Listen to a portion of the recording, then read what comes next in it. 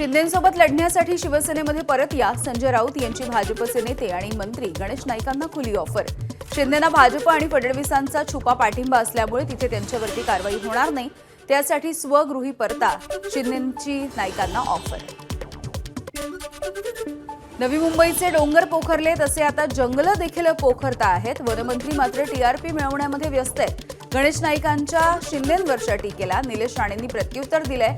राज्यामध्ये वनच राहिलेली नाहीत, मग वनमंत्री काय कामाचे? निलेश राणेंचा खोचक सवाल। माणिकराव कोकाटे यांच्या मंत्रिपदाच्या राजीनाम्यानंतर नंदुरबारचं पालकमंत्रीपद 1.5 महिन्यांपासून रिक्त आहे। शिवसेना आमदार चंद्रकांत रघुवंशींच्या नंतर भाजप प्रदेश सरचिटणीस विजय चौधरींकडूनही पालकमंत्रीपद भाजपला देण्यात यावं अशी मागणी। नाशिक महापालिकेच्या विरोधी पक्षनेतेपदी ठाकरेंच्या शिवसेनेचे प्रथमेश गीते विराजमान। पक्षश्रेष्ठींकडून अखेर गीते यांच्या नावावरती शिक्कामोर्तब। नाशिकमध्ये स्थायी समितीच्या सदस्यांची बिनविरोध निवड होतीये। भाजपचे 9, शिवसेनेचे 4 तर ठाकरेंच्या शिवसेनेचे 2 आणि राष्ट्रवादीच्या एका सदस्याची स्थायी समितीवरती निवड झाली आहे। कोल्हापूर महानगरपालिकेवरती पहिल्यांदाच विराजमान झालेल्या भाजपचा महापौरांनी थाटामध्ये सभागृहामध्ये एंट्री घेतलेली आहे। भाजपच्या रूपाराणी निकम यांनी थोड्या वेळापूर्वी कार्यभार स्वीकारलाय।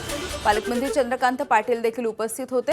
उपमहापौर म्हणून जनसुराज्य पक्षाचे अक्षय जरग हे उपमहापौरपदी असणार आहेत। महापौर म्हटलं की डोळ्यांसमोर सरकारी वाहन, त्याच्यासोबत असणारी गर्दी हे सगळं आपल्याला दिसतं।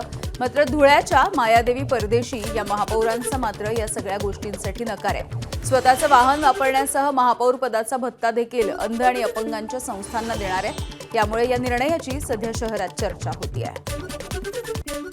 मुंबई महानगरपालिकेची आज दुपारी दुसरी विशेष सभा होणार आहे। विरोधी पक्षनेते आणि सभागृह नेते पदांची अधिकृत घोषणा करणार असल्याची माहिती आहे। ठाकरेंच्या शिवसेनेच्या नेत्या किशोरी पेडणेकर विरोधी पक्षनेत्या होण्याची शक्यता आहे।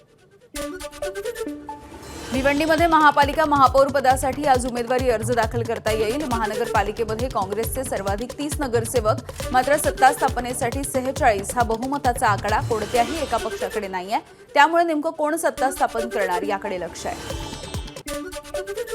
भिवंडी महानगरपालिकेमधील भाजप नगरसेवक सुमित पाटील यांची नाराजी दूर, त्यामुळे भाजपकडून नारायण चौधरी महापौर पदासाठी अधिकृत अर्ज दाखल करतील अशी माहिती आहे। महानगरपालिकेमध्ये काँग्रेसच्या नंतर भाजपचे सर्वाधिक 22 नगरसेवक आहेत। भिवंडी महानगरपालिकेमध्ये महायुतीमध्ये फूट पडली आहे। भाजपच्या पाठोपाठ शिवसेना ही महापौर आणि उपमहापौर पदासाठी अर्ज दाखल करतेय। शिवसेनेचे नेते प्रकाश पाटील यांनी ही माहिती दिली आहे। उपमहापौर दालनाची डागडुजी झाल्याच्या नंतर टिपू सुलतानचा फोटो दालनामध्ये पुन्हा एकदा लावणार। मालेगावचे महापौर शान-ए-हिंद यांचं एका स्वागत समारंभामध्ये वक्तव्य।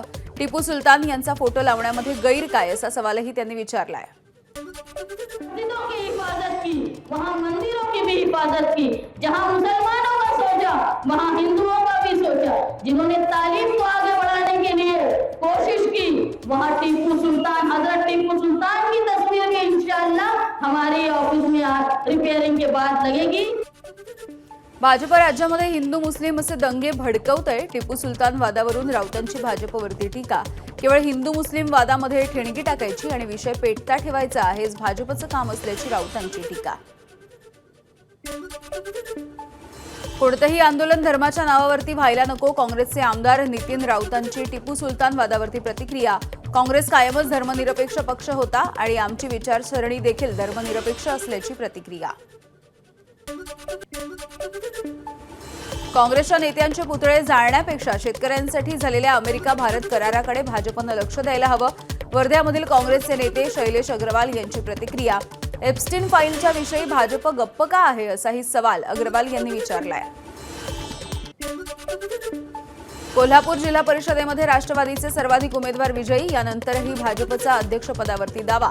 राष्ट्रवादीला जास्त जागा मिळाल्या तरी मतदान भाजपला अधिक झाल्याचा भाजपचे खासदार धनंजय महाडिक यांचा दावा आहे। धाराशिव जिल्हा परिषदेमध्ये अपक्ष निवडून गेलेले 3 उमेदवार भाजप आमदार राणा जगजितसिंह पाटील यांच्या गोटात गेलेत। सहलीवरती गेलेल्या भाजप उमेदवाराच्या सोबत हे 3ही अपक्ष उमेदवार आहेत। राष्ट्रवादीच्या आमदारांची आज मुंबईमध्ये बैठक होणार आहे. राष्ट्रीय अध्यक्षांच्या निवडीचा विषय मांडला जाईल. आजच्या बैठकीनंतर राष्ट्रीय कार्यकारिणीच्या बैठकीच्या आयोजनाची तारीख देखील निश्चित केली जाणार आहे. यानंतर निवडीची प्रक्रिया नेमकी कधी पार पडणार ते देखील जाहीर केलं जाईल. पंतप्रधान मोदी आणि फ्रान्सचे राष्ट्रपती इमॅन्युएल मॅक्रॉन उद्या मुंबईच्या दौऱ्यावरती. इंडो फ्रेंच कल्चरल कार्यक्रमासाठी मोदी हजेरी लावतील. लोकभवनाच्या भेटीसह एका सांस्कृतिक कार्यक्रमाला देखील दोन्ही नेते भेट देणार आहेत. पंतप्रधान नरेंद्र मोदी आणि फ्रान्सचे राष्ट्रपती इमॅन्युएल मॅक्रॉन यांचं मुंबईच्या महापौर रितू तावडे या स्वागत करणार आहेत. प्रोटोकॉलच्या नुसार मुंबईच्या पहिल्या नागरिक म्हणून परदेशी राष्ट्रप्रमुखाचं महापौर स्वागत करतील. तर फ्रान्सचे राष्ट्रपती उद्या मुंबईच्या दौऱ्यावर. या निमित्तानं मुंबईमध्ये ठिकठिकाणी त्यांच्या स्वागताचे बॅनर झळकवण्यात आले आहेत.